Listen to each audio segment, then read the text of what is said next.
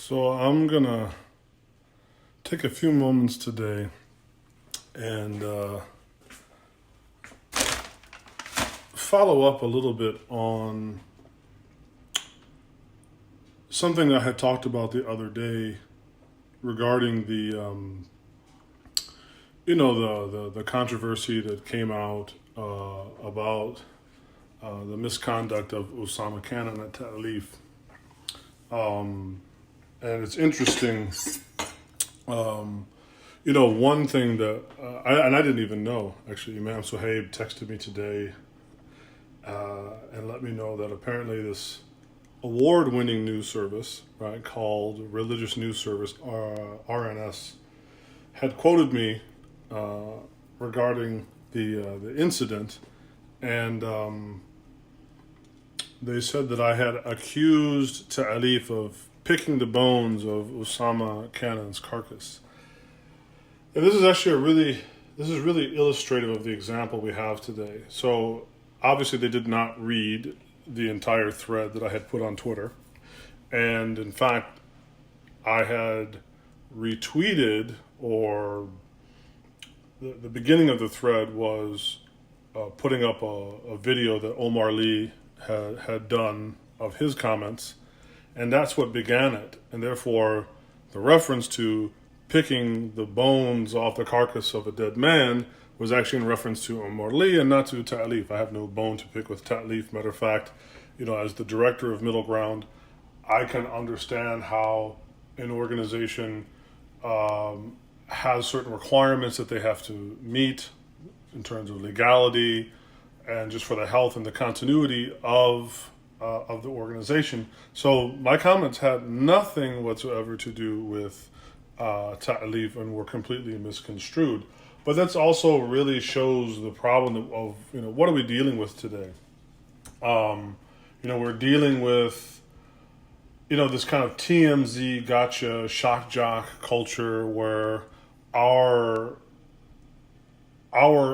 community has come to revel in controversy.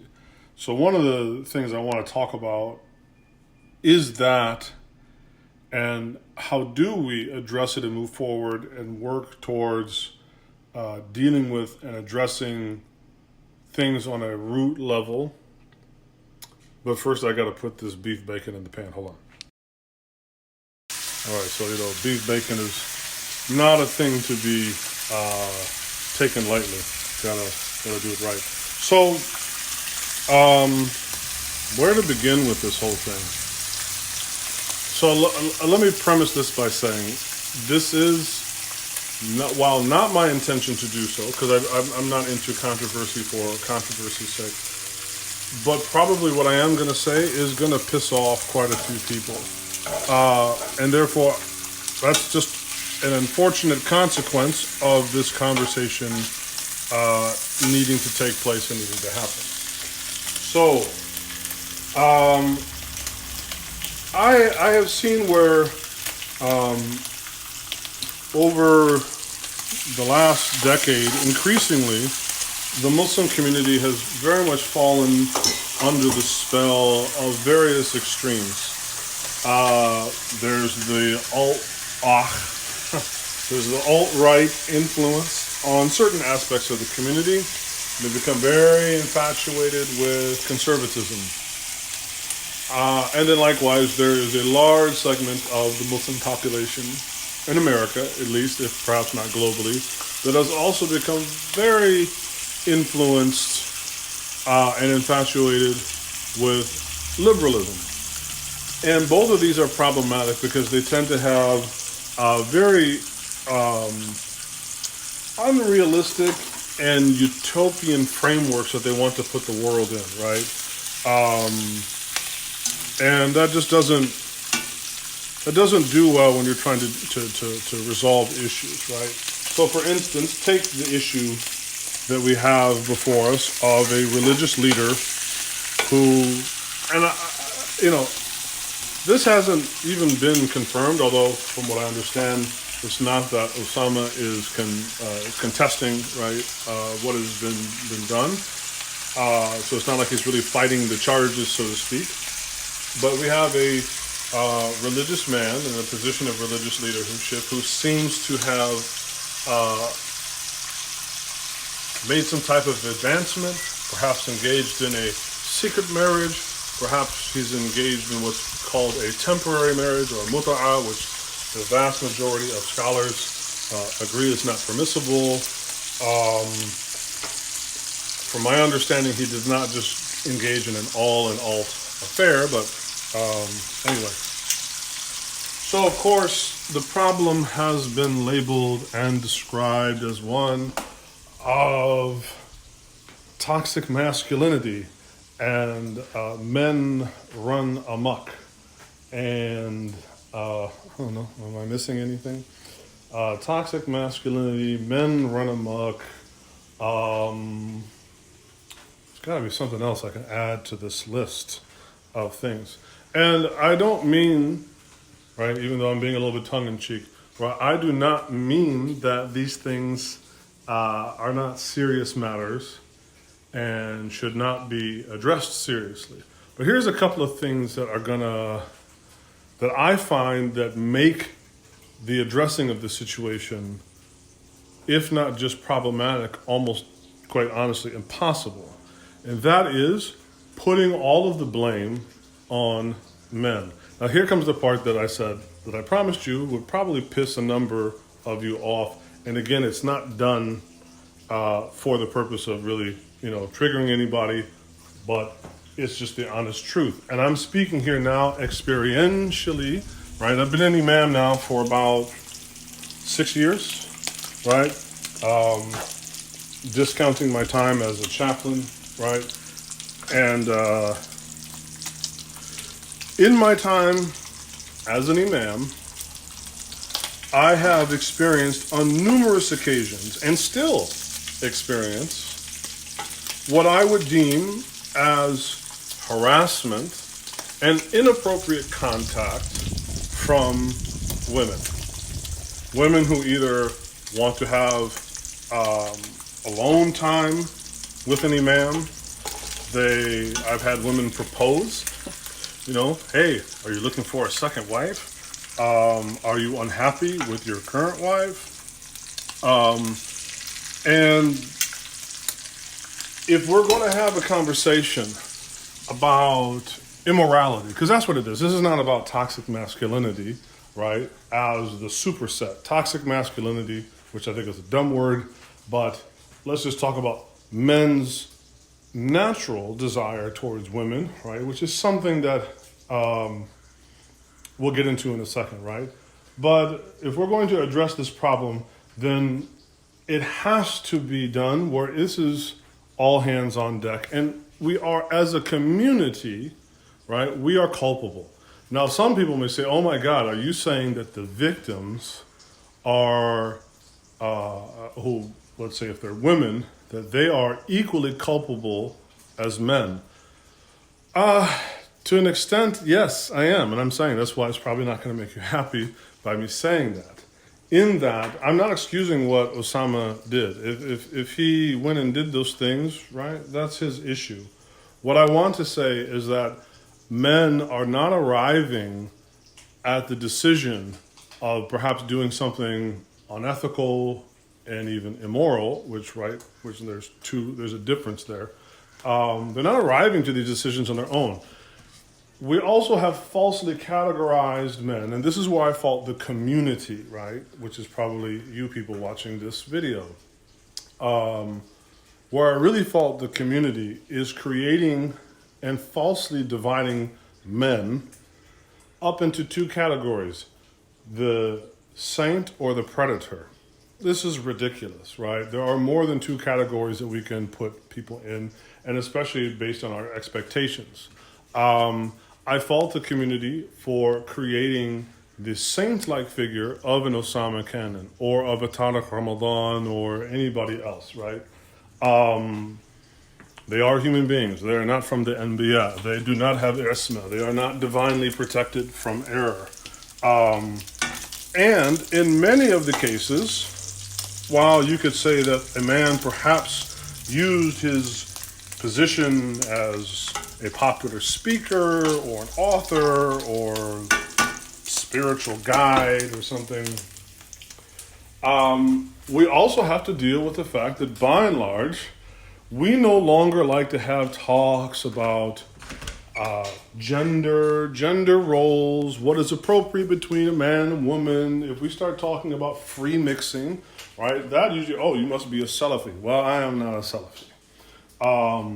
If you want to have a conversation about, well, in Islam, it largely looks down upon unrestricted free mixing, you'll usually be labeled as misogynistic or, woman hating, something else, right? You'll be given a bad negative rap if you want to say like, hey, there's this thing in Islam that says, men and women really can't be friends. Now, men and women can be friendly. My neighbor, she has a couple of kids. They were just out here. I don't know where they are. Anyway, my neighbor, she's a woman. She's very nice. Her kids are cute. I am friendly with her. But I will never just be like, hey, you want to go grab a cup of coffee? You want to come over and watch the Lions lose? You want to go work out? No, that ain't never going to happen, right? Because Islam says, right, Allah says that this is not how we should be conducting our lives. I remember, and this goes to show just how partisan we can be. Now, I'm no fan of Mike Pence whatsoever. But I remember he caught a lot of flack, including from some Muslims mocking him when he didn't want to shake the hands of a woman or something. And, he's obviously like a evangelical Christian and is fairly morally conservative. And yet, we can see there is certainly some prophetic wisdom in that idea that we have largely abandoned any notion of putting some type of, I don't want to say barrier, right? Actually, because just to show that this is not about me being some, conservative kook, right? If you come to middle ground, there's no barrier in between where the men and women pray. Now, we don't mix. The men pray in the front and the women pray in the back. There's no female-y man. There ain't none of that stuff, okay? But we also don't have a barrier. When there's time for class, men sit with men, women sit with women, right? We're able to maintain some sense of gender decorum where there is a barrier that exists, where people will not go beyond what is prescribed about the appropriate interaction between men and women. And this is where, and this isn't just me, my wife will tell you, right? My wife, who's Algerian, right? She will tell you, women are attracted to men in power. Power is definitely the greatest aphrodisiac there is. And as I say, Bill Clinton has given the authoritative dalil and proof on power being the greatest aphrodisiac, because that man is about as attractive as a bag of rocks.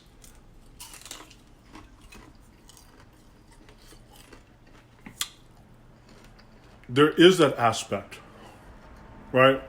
A number of friends of mine who are imams, and I will not name names, have laundry lists of altercations and encounters and experiences with women who have mailed them their underwear, bras, have sent them naked pictures. Why? Just because they're in a perceived position of power and authority. Until we are willing to have a broader conversation that includes all the people of the community, not just men in positions of power, it is going to be very difficult to realistically tackle this issue. And we will just reduce it to some meaningless slogan of toxic masculinity or patriotism. And let's actually, I will make no bare bones, just so you, again, you're probably going to get upset.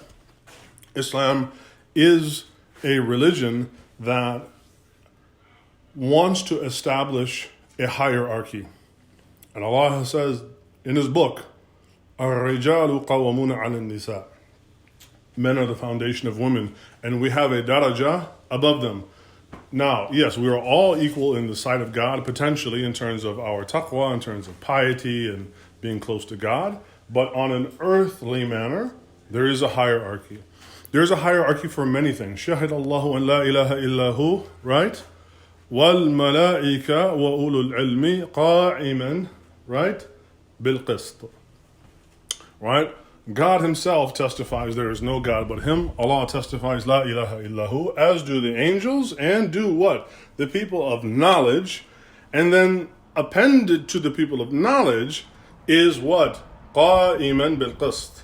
Right? Because they have to then be upright in doing so. Now, we can all say, okay, obviously it looks like our brother failed in the upright part. Him, Tariq Ramadan, Nu'aman Ali Khan, several, right? And not just them. I lived in Philadelphia for 9 years, and there were practices amongst the Salafiyya, right, that were reprehensible, serial marriages that absolutely destroyed women, destroyed children, destroyed families, right, because of the wanton pursuit of desire. At the same time, there were women that were home wreckers that came in that wanted to that sought to break up families, right? We have to have a holistic, broad-based conversation about the nature of men and women who are not relative, that are not mahram, and what should our interaction be.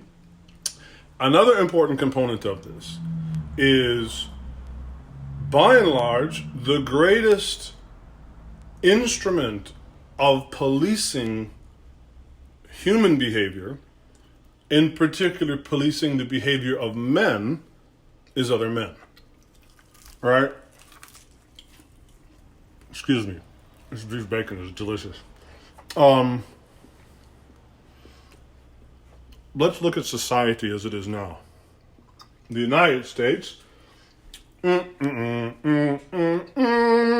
is extremely violent. We have a massive problem of public violence, of criminality. Major problem. We have laws that go to the sky. Every law in the book. This is wrong. This is illegal. Such and such and such. We have an enormous police force. We have the largest percentage of people incarcerated of a so-called developed country in the world. But over time, what has eroded, and I want to come back to this analogy, right? What has eroded the capacity of fighting crime? It is not that we need more police. As we can see, the police are a very, very ill-suited, blunt instrument that does not do a very good job of preventing crime. Right? Matter of fact, the police may be in on the crime, or you have issues of police brutality, or just, being, nepotism or other forms of corruption, right? Police themselves are not going to prevent crime, right? And I'm not saying that we should get rid of police, but I'm just saying the police themselves aren't going to only prevent crime, right? One of the greatest mechanisms of preventing crime is creating scruples, is going back to a shame-based culture that empowers men to police other men, that empowers men to hold other men into accountability. Now, let's take this and let's look at our brother Usama and our brother Nu'aman. Now, I'm just generalizing here, and I have no bone to pick with either of these men, and I've met both of them. I think, like I said, I met Usama twice in my life, and I think I met Nu'aman Ali Khan once, like for 5 seconds behind stage of a conference. So I don't have any bone to pick with either of these individuals. But I can tell you about their organizational structure, of which the community plays a role, right? In essence, what we're dealing with is a yes man culture, right? We're dealing with the problem of a yes man culture. Somebody that gets in a position of a Nu'man Ali Khan, making a lot of money, very wealthy, holds a lot of influence, and this comes from people that dealt with him, where they become accustomed to being around people that just simply become yes men. I want to do A, B, or C. Okay, boss, we're going to do A, B, and C. It doesn't really matter what it is you want to do, whether it's halal, haram, whatever. And what this does is this then takes an important aspect of what we might call, or what we could think of as checks and balances, right? What is it that's going to hold a person accountable? I mean, like, maybe you shouldn't do that. Or, hey, man, if I were you, I wouldn't really deal with female students alone. I would only do it in a public setting where they can ask questions, or if they want to have private correspondence through email, then that should first be vetted by some type of female staff member, even if they're volunteer, just so that there's and it can be kept confidential, right? But it protects it protects both individuals, because, people are human. One of the biggest issues is that we're not dealing with the human being. We're applying very secular and non-Islamic frameworks to understanding what is the human being. Like, what is a man? What is a woman? What is human desire, right? Now we want to call it or chalk it up to toxic masculinity. We want to chalk it up to patriarchy, right? Not only is this only dealing with one half of the coin, right? There's also something highly problematic about these frameworks in and of themselves, right? They are not getting to the base of it. There's absolutely no inclusion of shaitan, right? Innahu lakum aduwwun mubin. Allah tells us that shaitan is a clear enemy to you.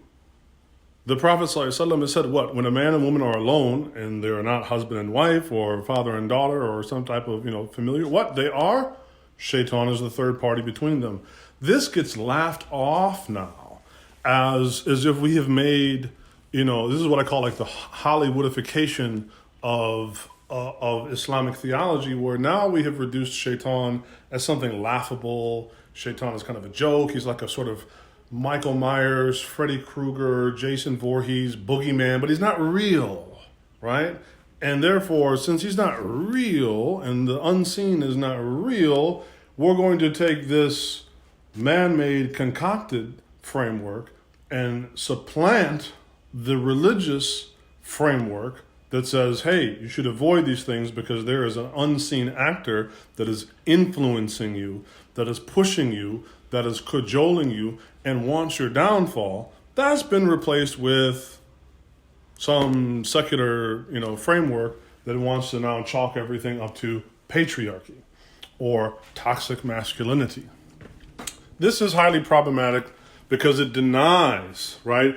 It denies an essential nature of the human being, which is what? Men desire women and women desire men.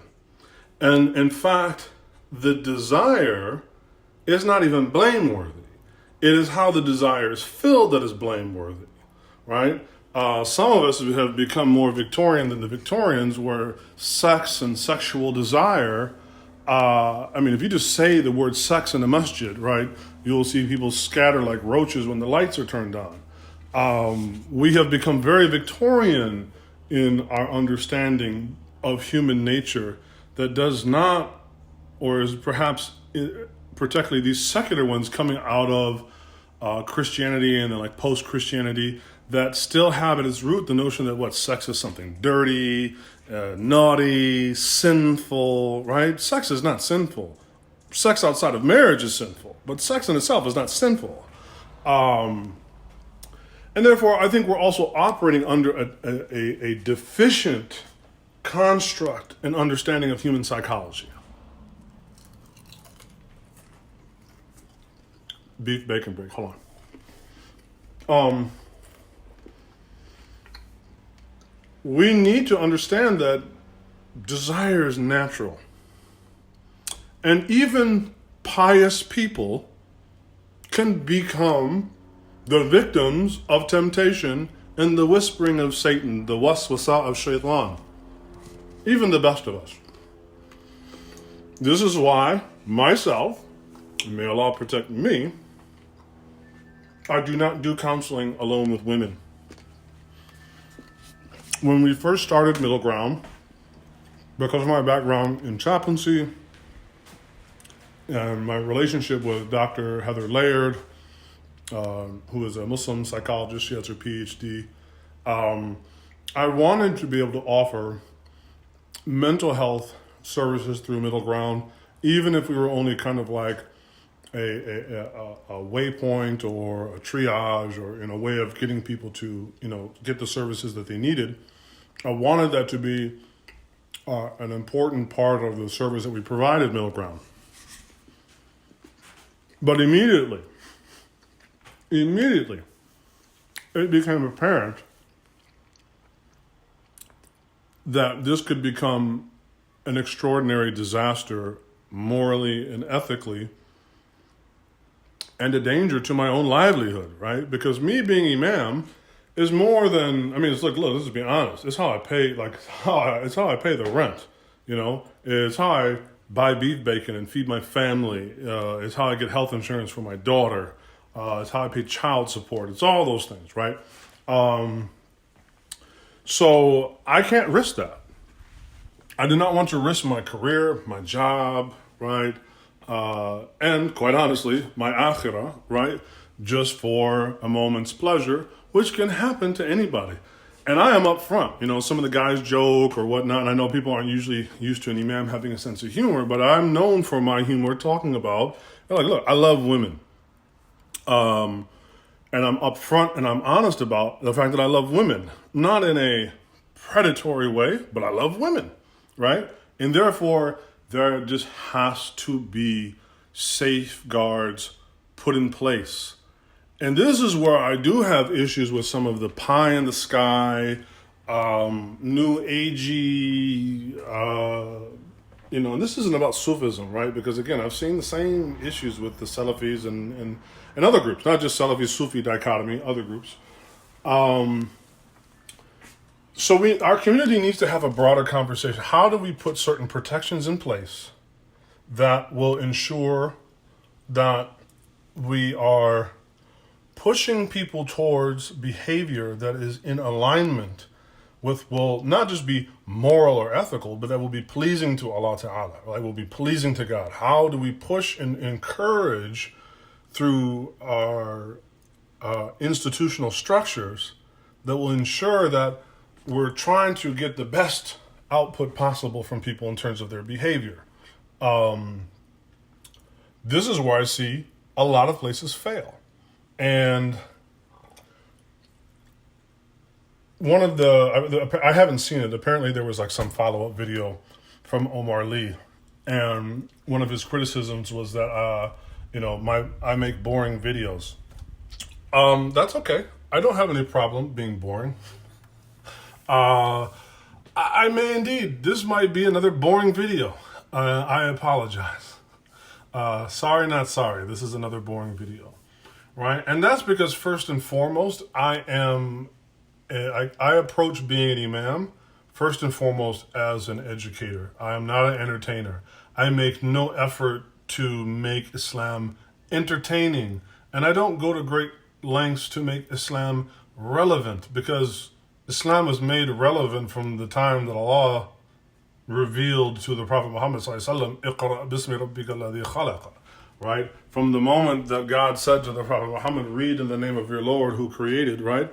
Islam has been relevant. I don't need to really go to great lengths to make Islam relevant. No, making it intelligible and making it available to a certain population, okay, fine. And therefore, I approach the dissemination of Islamic theology, Islamic creed, Islamic practice, all of those things, I approach them from the perspective of an educator. And hey, sometimes, a large aspect of learning is boring, it's repetitive, but hey, that's knowledge, right? So I embrace my boringness, right? But more to the point, maybe what we need is a little bit less of Islamotainment and a little less focus on relevant and this or that, because you may be well-intended in being relevant, and it can take you maybe into some waters you are not prepared to swim in. Both you, right? You may be going out into the waters to save people, so to speak, right? And the people you perceive are out there drowning. But now the person, it's like the person going out to save somebody drowning in the sea, they don't know how to swim either. You are both now in waters of which your toes can't touch the bottom, and there's some sharks in the water, and now you're in a bad situation, right? So we need to move beyond and have the courage. I mean, I saw a video the other day by Yasser Qadi, and he was saying like one of the things he really appreciated about Ibn Taymiyyah was his intellectual courage to speak his mind, and I can certainly concur with that. So to add to that, I would say that one of the things we need is to have the intellectual courage to create institutions that focus just on simply teaching Islam, and that we get our imams, our sheikhs, our teachers, we get them back in the business of just simply teaching religion and not of entertaining, not of making people feel good about themselves, right? Because if it's being done in the right spirit, all those things will happen. But when we make those, when we turn relevancy and entertainment, when we turn those into the kind of stockholders of the corporation called the Ummah of Muhammad sallallahu alaihi wasallam, then like the stockholder of any company, they are interested in getting dividends, right? They're not necessarily interested in the product, right? If the product sells, who cares? Because all we're interested in is moving more widgets. And I feel like maybe we've become a little too involved, both meaning the imams, the people in leadership, and that goes for women too, right? As well as the rank and file Muslims, right? We've all become a little bit too involved with just moving more widgets, or we become too involved with feelings. Like, God, man, all this self-love, enough. The nafs is not something to be loved, right? The Quranic view is the nafs is either something that pushes you to do evil, amara bisu, right? Or the nafs is something that should be reproached. Allah says what? La uqsimu biyawm al-qiyamah wa la uqsimu bin nafs al-lawama, right? The soul that is reproachful, or an-nafs mutma'inna, right? The happy, content, and satiated soul, not the self-love. Enough of the self-love, right? Maybe that is a lot of what we have going on here. If there's any validity to the accusation of being level of toxic masculinity, let's remove that word, because I think it's stupid. It makes no sense. Let's talk about just narcissistic behavior, right? And therefore, we have the narcissistic leading the narcissistic, or the narcissistic playing the narcissistic. We've got narcissistic men in positions of power that prey on women, right? And we have narcissistic women that prey on men in positions of power, right? So we have people just with their shahawat after what? Just gratifying that aspect. And that's why I'm not interested in whatever slogan we can come up with. I want to find a way to truthfully fix this issue, because it is a tragedy to have somebody of the caliber and intelligence and the gifts of an Usama Canon that undoubtedly did great good for people, brought many people to Islam, to turn to this. If he were able to speak, I would certainly have some questions for him. But I would have some questions for his boys. I would have some questions for the people around him. I would have some questions for his teachers. I would actually like to know who his teachers are. How are you holding people responsible? I have had a 20 plus year, maybe even 25 plus year relationship with Dr. Sherman Jackson, who I always list and cite as, you know, one of my teachers, is somebody that I consider to be my sheikh in a way. And to be quite honest, one of the things that I love the most about my relationship with him is that he's somebody that I am loath to disappoint. And we all need somebody in our life we loathe to disappoint. Of course, inshallah, we all loathe to disappoint Allah subhanahu wa ta'ala. We all loathe to disappoint God. We may even loathe to disappoint the Prophet ﷺ in terms of, you know, not following his sunnah and so on. But in the same way that, you know, when we were young, we would loathe to disappoint our parents. Hell, even at almost 47 years old, I still loathe to disappoint my parents. My point being is that with somebody like a Dr. Jackson, who has been both a teacher of mine, he's somebody that now, at having gotten older, is almost something between like an older brother and an uncle. I would be disappointed. I mean, I would be loath to disappoint him, partly because, he gave his stamp of approval of me in some ways when I wanted to take on this role of being imam. And this isn't just about him, right? I'm saying we all need somebody in our life we loathe to disappoint. I would loathe to disappoint my very good friends, Imam Suhaib Webb. I would loathe to disappoint Imam Suhaib. I would loathe to disappoint my wife. I would loathe to disappoint my daughter, right? We all need to have those shame points in our life that we can go back, that almost act like points of reference, like in a data frame, like in a GPS data frame. Yes, you can tell I've been doing a lot of coding and then this data science course, right? We all need points of reference. Obviously, Allah is the point of reference.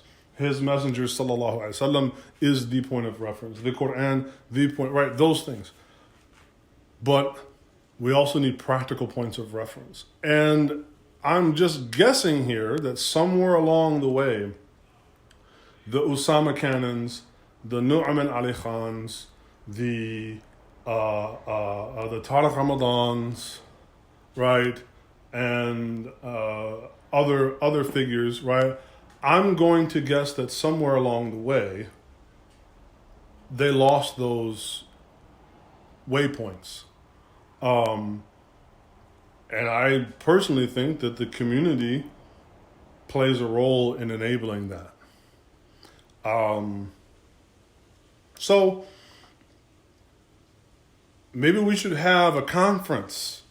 Maybe we should have a town hall meeting and should find ways to, instead of ripping each other apart online, TMZ style, instead of podcasting and going bananas about the latest controversy and reveling in it, let's really sit down together and figure this thing out, inshallah. So may Allah have mercy upon us, upon those of us that have sinned. May Allah have mercy upon those of us that have hurt other people. May Allah have mercy upon those who have been trod upon. May Allah have mercy upon those that have been victims of this.